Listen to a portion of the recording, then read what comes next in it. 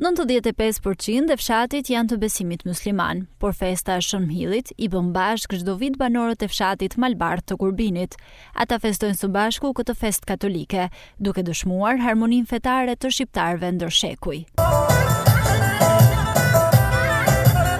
Dhjetra banorë të zonës dhe vizitorë ndoqën ritualin fetar që u mbajt në kishën e ndërtuar nga vetë banorët, mbi gërmallet e asaj ekzistuese me histori 700 vjeçare. Kisha e re duket se ka afruar më shumë muslimanët e të krishterët. Kemi qesh me ditët e hesme, të festë, se festo fshati jonë.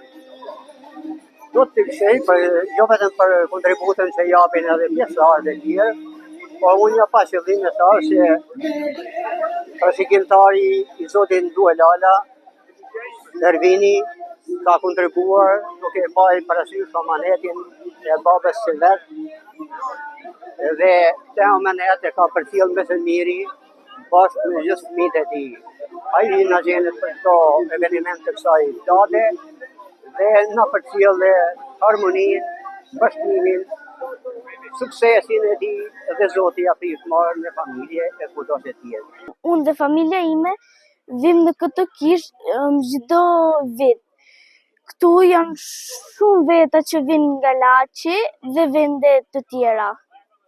Vim të kjo kishë e mrekullueshme sepse gjyshi na ka treguar që do vim çdo ditë, çdo vit. Kjo kishë është kisha që është ndërtuar vetë nga fshatarët e Malit Bardh. Uroj të gjithë besimtarët gëzuar festën e Shënmhillit. Teksa i uroi festën e Shënmhillit, famulitari i Milotit tha se fshati Malbardh është shembull i harmonisë fetare mes banorëve. Secondo anno che celebro questa festa bella.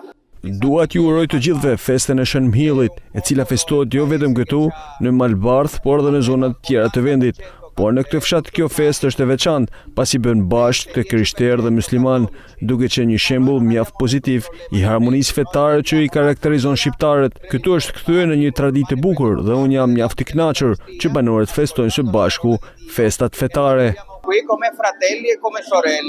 Me këtë traditë të përvitshme, fshati Malbardh vazhdon të dëshmojë se në Shqipëri feja nuk ndan, por bashkon, dhe se tradita mund të jetë një urë e fuqishme për mirëkuptim mes komuniteteve.